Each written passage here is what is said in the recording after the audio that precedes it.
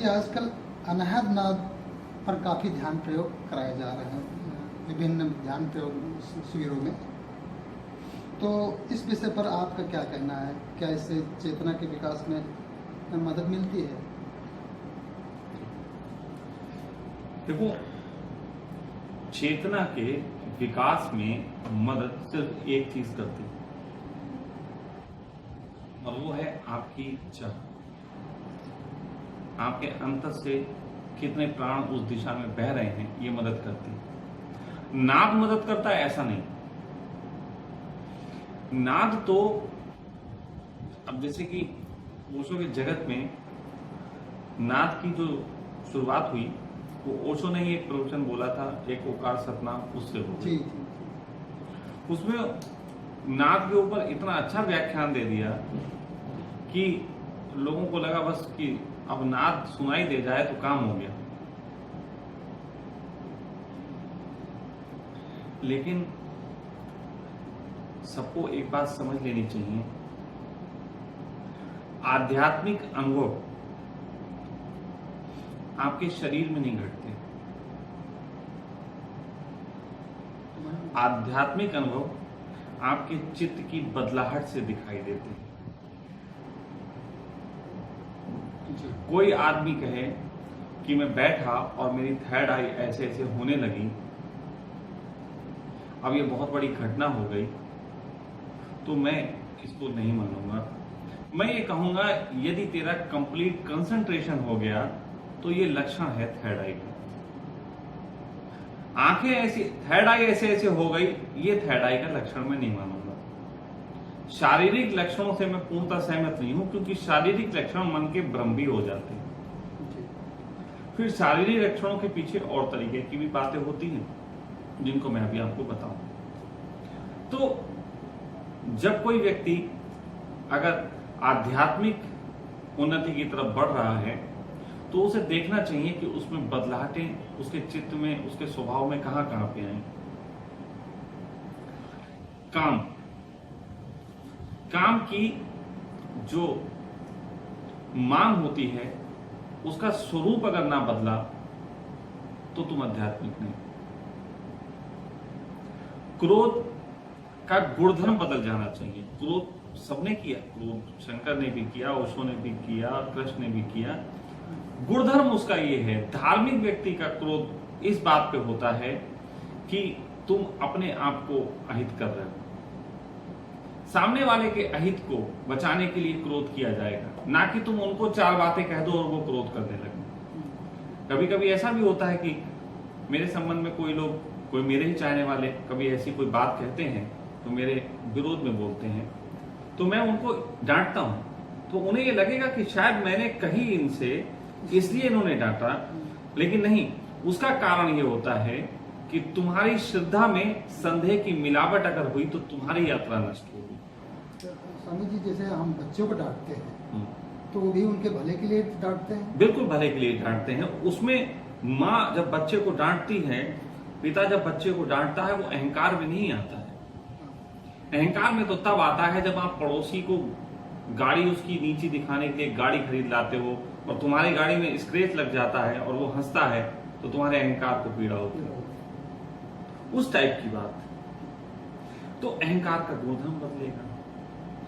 काम, क्रोध, लोभ की भी बात बदल जाएगी। एक व्यक्ति होता है जो धन इकट्ठा करने पे ही जोर देता रहता है, एक होता है जो धन को उपयोग करता है और बहुत धन लेता है और बहुत उपयोग करता है। तो हर चीज का गुणधर्म अगर ना बदला तो इसका मतलब है कि फिर शरीर में तुम्हारे कितनी गुदगुदियां होती रहें, तुम्हें कितना ठंडा ठंडा लगता रहे, तुम कितनी ही शिवरिंग कर लो, तुम कुछ नहीं होता, बकवास। लक्षण प्रकट होने चाहिए। उसी प्रकार ये नाद है। नानक को नाद घटा और अगले दिन नानक दुकान पे जाके तेरा तेरा करने लगे। और इस समय नाद को सुनने वालों की संख्या लाखों में पहुंच गई है। लेकिन तेरा तेरा करते हुए कोई दुकान खुली हो तो मुझे बता दो, मेरा मेरा ही जारी है। नानक नाद के साथ मुक्त हुए, तुम नाद के साथ ब्रह्म में पड़ गए। तुम्हें नाद हुआ तो तुम्हें अहंकार हो गया। और फिर नाद क्या? नानक जिस नाद की बात कर रहे हैं वो कानों से सुने जाने वाला नाद नहीं है। अब तुम कहोगे हम भी कानों से नहीं सुनते हैं जी। हमने तो ईयर प्लग लगा लिया था। अरे भाई, इन कानों को कान मानने की भूल मत करो। ये कान नहीं है, ये कान का यंत्र है। कान तो अंदर मस्तिष्क में कहीं है, ये तो यंत्र है। यंत्र के ऊपर भी मैं गिलास रख लूं और हिलाऊं तो यंत्र अलग तरीके की ध्वनि सुनेगा। अभी मैं बोल रहा हूं तो मेरी बात सुन रहा है। अभी कान पे उंगली लगा लोगे तो आपने ऊपर का यंत्र बंद किया, उसके फंक्शन को थोड़ा डिस्टर्ब किया, अंदर तो तब भी कुछ सुनाई देगा। जी जी बिल्कुल। तो इसलिए ये सिंपल बात है। और ये बेवकूफ बनाने का बहुत बड़ा धंधा चला हुआ है कि नाद सुनवा रहे हैं। चलो, मैं सारे गुरुओं पे एक ऐसा संदेह उठाता हूं कि सारे गुरुओं की रेड़ पिटने वाली, जिस भी धर्म के हो, जो भी गुरु बैठा है ना, और वो कहता है कि मैं इस बात से अपने सन्यासियों को मुक्त करता हूं, और लाखों लाखों गुरु शिष्य हैं, मैं कहता हूं तुम एक शिष्य बताओ जो मुक्त हो गया हो। एक शिष्य बताओ। तुम किसी की भी बात कर लो, कोई धर्म की कर लो, तो जितने तुम्हारे गुरु आ रहे हैं इस समय टीवी चैनल्स पे, मैं सब पे उंगली उठा रहा हूं कि तुम्हारे हजारों शिष्यों में से कोई एक हुआ जो ज्ञान को उपलब्ध हुआ, तो उसका नाम बताओ। ये नहीं बताएंगे। नाम बताएंगे लोग, उसे मानने लग जाएंगे। इससे पता लग जाता है कि सब अहंकार का खेल चल रहा है, सब बेवकूफ बनाने के धंधे चल रहे हैं। बताए ना किसी एक का नाम। बताना मुश्किल है। मुश्किल नहीं है ही नहीं तो बताएंगे कहां से। और अगर कोई बता दे तो फिर उसको गद्दी पे बैठा ले। तो ये तुम्हें कान में नाद सुना दिया, तुमने कहा बल्ले बल्ले। अब तुम अगले जैसे गुरु जी के प्रवचन और सुनते हो। तुम्हारे कान का नाद सुना के तुम्हें ऐसे ही भरमाया गया है जैसे अष्टावक्र ने जनक को बेवकूफ बनाया था। जैसे अष्टावक्र जैसा लड़का जिसे कुछ भी पता नहीं हो, थोड़ी बहुत तरसा कर लेता हो धर्म की, और एक दिन फंस गया राजा के यहाँ। 4 तर्कों की वजह से राजा संवाद करने लगा। संवाद करते करते उसने कहा कि एक लिमिट बाद तो थकेगा, तो उसने सबसे बड़ा इक्का फेंक के मारा। उसने कहा, हे राजन, दुख को जान और जहां है वहीं आनंदित हो जा। और तू गद्दी पे बैठे बैठे हो गया। बस साहब, अब राजा जनक ने लगे पुस्तक छपवाने कि अष्टावक्र की महान कृपा हुई, उनके संवाद में उन्हें ज्ञान उपलब्ध हो गया। इसी तरीके से बहुत सारे बेवकूफ हैं जो तथाकथित कल के, ये मैं तो 3 बंदर बोलता हूं इनको, ये 3 बंदर बैठे जो बेवकूफियां चला रहे हैं इसकी। ये बेवकूफियां चला के नाद सुनवा देते हैं। बाद में तुम जो है गुरु जी की किताब छपा के फटाफट शुरू हो जाते हो लोगों को बताने भी, हमने नाद सुना। अरे तुमने नाद सुना, क्या तुम्हारे प्रश्न गिरे? जीवन में कोई आनंद घटा? मुक्ति आई? कुछ भी तो नहीं आया। तो किस चीज को नाद कह रहे हो? नानक को नाद घटा था, वो शब्द नाद उन्होंने कहा था, कुछ और सुनाई देता है। इस अस्तित्व में बहुत सारी आवाजें हैं जो चल रही हैं, और वो हम जैसे कहा ना, कान तो अंदर भी हैं। जी कान तो अंदर है, ये तो तुम गलत कान समझ गए। तो सीधी सी बेवकूफ बनाने की तरकीबें हैं कि पहले तुम्हें नाद के ऊपर ओशो का प्रवचन सुनवाया, बड़ी अजीब महान महान उच्चतम बातें सुन ली तुमने। उसके बाद तुमसे कहा बैठ जाओ, ये कान में एयर प्लग लगा लो। 15-20 मिनट, आधे घंटे, 1 घंटे जब तुमको बैठाला तो कान में सीटियां तो बज ही जाएंगी। 10 में से 8 लोगों की तो पहली बार में बज जाती। अब वो बड़े धन्यवादी, अब वो सीटी में इतना मजा आ गया कि उन्हें हर समय सुनाई देती रहती। भाई ज्यादा दिन तक तुम अगर ईयर प्लग का इस्तेमाल करो जी। तो वो तुम्हें हर पल सुनाई देने लग जाएगी। अब और हर पल ऐसे भी बहुत से लोगों को सुनाई देती है। आज ये लोग इसको नाद बोल के अच्छा कर रहे हैं, और अभी कुछ समय पहले जिन लोगों को ये ध्वनि सुनाई देती थी वो लोग साइकोलॉजिस्ट के पास जाते थे कि हमें एक ध्वनि सुनाई देती है भाई। वो अपने आप का इलाज करवाने जाते थे साइकोलॉजिस्ट के पास। इन्होंने इसका धंधा बना लिया। मैं तो एक ही चीज जानता हूं, परमात्मा का नाद तुम्हें सुनाई पड़ गया तो कुछ मुक्ति नजर आनी चाहिए, देखना चाहिए। कुछ तुम्हारे व्यक्तित्व में परिवर्तन होना चाहिए, कुछ नानक की तरह तेरे तेरे हो जाना चाहिए, कुछ कृष्ण की तरह महाभारत हो जानी चाहिए, कुछ मीरा की तरह नृत्य दिखना चाहिए, कोई महावीर की तरह नग्नता नजर आनी चाहिए। कुछ भी तो नहीं। तो काहे का ये धंधा? मैं पूछ रहा हूं ना, 3 के अलावा चौथा बता दे। चौथे सब ये पहली बार इस जगत में हो रहा है कि ये ऐसे 3 बुद्ध पुरुष अपने आप को घोषित कर रहे हैं जो बड़े बुद्ध पुरुष हैं और छोटे बुद्ध पुरुष इनके पैर पड़ते हैं। बहुत सारे लोगों को सर्टिफिकेट बांट दिया है बुद्धत्व का, और वो बुद्धत्व को उपलब्ध हो गए हैं। अब वो छोटे बुद्ध बड़े बुद्ध के पैर पड़ रहे हैं। What a joke! ये गजब की मूर्ता चली। मैं इसका घोर विरोध करता हूं और चैलेंज करता हूं कि ये जो प्रयोग है, इस प्रयोग को कहीं भी करके दिखाया जा सकता है। किसी को भी करके दिखा दो, ये तो हो ही जाएगा। इसके लिए वहां जाने की क्या जरूरत है? तुम्हें नाद सुनना, तुम घर में ईयर प्लग डालो, सुनना शुरू कर दो, और नाद से भी ऊंची चीज सुनी जा सकती। जीवन रूपांतरित ना हो तो कोई नहीं। हाँ, ऐसा हो सकता है कि कोई प्यारा, इतना प्यारा हो, किसी का परमात्मा के लिए इतनी गहरी प्यास हो कि वो ये नाद सुन के भी आनंद को उपलब्ध हो जाए। कोई ऐसा हो सकता है।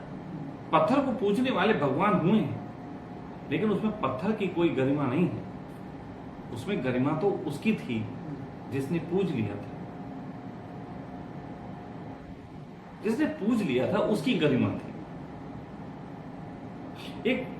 एक बड़ी सीधी सी बात है, कहा जाता है वाहेगुरु जी का खालसा, वाहेगुरु जी की फतेह। इसका बहुत सीधा सा अर्थ है। खालसा का मतलब खालिस, वाहेगुरु जी का खालसा। शिष्य जो है, यदि उनका खालिस हो जाए, प्योर हो जाए, प्योर मतलब एनलाइटेड, कोई किसी गुरु का शिष्य यदि परमात्मा को उपलब्ध हो जाए तो वो गुरु की जीत है। वाहेगुरु जी का खालसा, वाहेगुरु जी की फतेह। तो भाई किसी की भी फतेह तब है जब उसका शिष्य ऐसा हो जाए। तो क्या उनका शिष्य ऐसा हुआ? कोई हुए हो तो मुझे नाम बताएं। सारे धर्मों से कह रहा हूं मैं, ये बात तो मैं सब धर्मों से कह रहा हूं। वो कहते खतरे हैं क्योंकि लोग उसको मानने लग जाएंगे, धंधे पे चोट हो जाएगी। तो ऐसा अगर कहीं चल रहा है तो कहीं तो कोई, तो ये राजनीतियों के खेल चल रहे हैं। पहली बात तो बुद्ध पुरुष कभी भी तुम्हें बुद्धत्व दिला देगा ऐसा वादा नहीं करता। कोई कमिटमेंट है ही नहीं। ओशो ने सबसे ज्यादा आज के युग में चोट की, लेकिन उन्होंने कभी ऐसा कमिटमेंट नहीं किया। हाँ, उन्होंने इतना जरूर कहा कि मैं तुम्हें ऐसा कुछ बोलता हूं, मैं तुम्हें ऐसे प्रयोग कराने की कोशिश करता हूं, और मेरी अंतर से एक चाह है कि तुम्हें ये प्यास जगे। इतनी सी बात, प्यास की बात की कि तुम्हें प्यास जग जाए। एक जोगन देखी मस्ती में, फिर आग लगी इस बस्ती में, मैं पी आया, सारी मधुशाला पी आया। तो कोई जोगन देख के आग लग जाए, वो तो एक बात है। ओशो खुद बैठे जोगन की तरह, किसी के दिलों में लग गई वो आग, मेरे दिल में लग गई आग, लग गई, इतना काफी है। लेकिन वो आग लग जाए ऐसा कोई कमिटमेंट नहीं है। और दूसरा, मुझे सबसे ज्यादा जो विरोध खड़ा होता है वो उस पे खड़ा होता है 3 दिन और 7 दिन और 21 दिन के शिविरों में परमात्मा पाया जा रहा है। मैं एक बार एक जगह था, वहां पे एक शिविर चल रहा था। कहना बिल्कुल स्पष्ट कह रहा हूँ, ओशोधारा वालों का शिविर चल रहा था जी। मेरे शहर में ही था, तो मैं उस समय दिल्ली रहता था। तो वहां पे जो बच्चे थे जो पहले जुड़े हुए थे मुझसे जानते थे, उन्होंने कहा स्वामी जी शहर में शिविर हो रहा है ओशो धारा वालों का, तो क्या हम जाएं या ना जाएं? मैंने कहा नहीं बेटा जाना चाहिए, जाओ, ओशो के नाम से हो रहा, तुम्हें ओशो से प्रेम है तुम जाओ, लेकिन तुम्हारे जाने का ढंग थोड़ा अलग होना चाहिए। तुम कहीं भी जाओ, कुछ भी चीज जांचो, देखो, समझो। वो गए, मैं भी गया।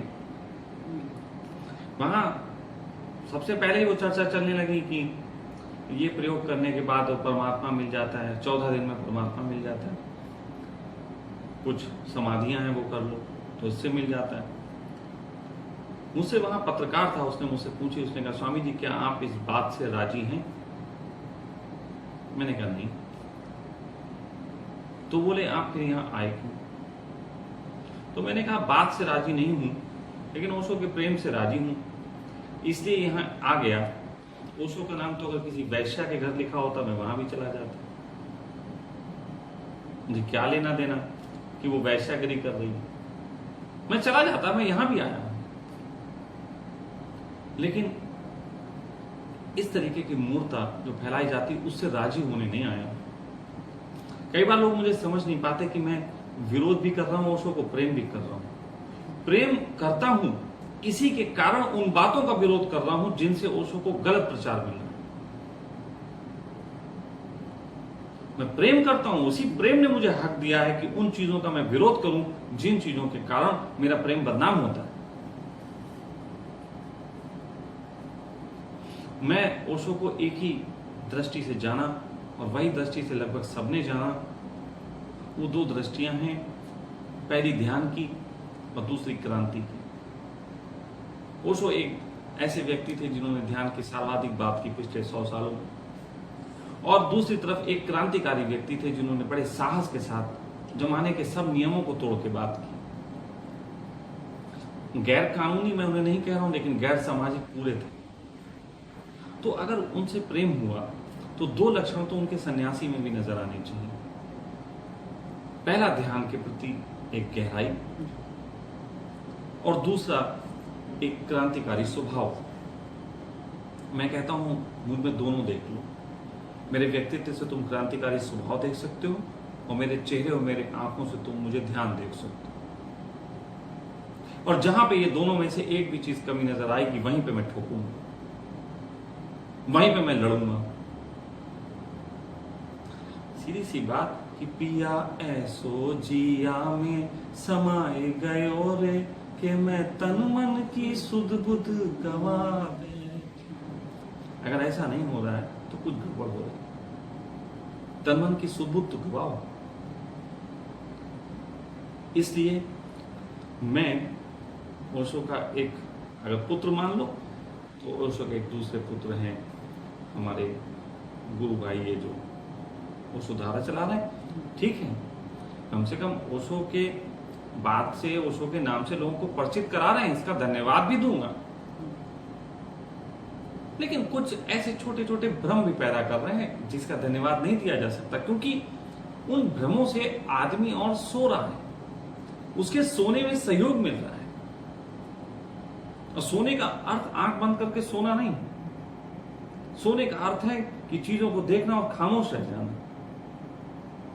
अरे मैं तो अपने ही संघ के लोगों को सिखाता हूं कि मेरी भी बात आंख बंद करके मत मान लेना। अगर मैं भी कहीं पे गलत हूं तो विरोध करना। इसीलिए कई बार ऐसा होता भी है कि मेरे संघ के लोगों को कभी मैं गलत लगता हूं और मेरा विरोध करते हैं, और लोग कहते हैं देखा इनके संघ का आदमी इनका विरोध कर रही है, गलत है। गलत नहीं, मैंने ही सिखाया है, मैं ही सिखा रहा हूं इस चीज को।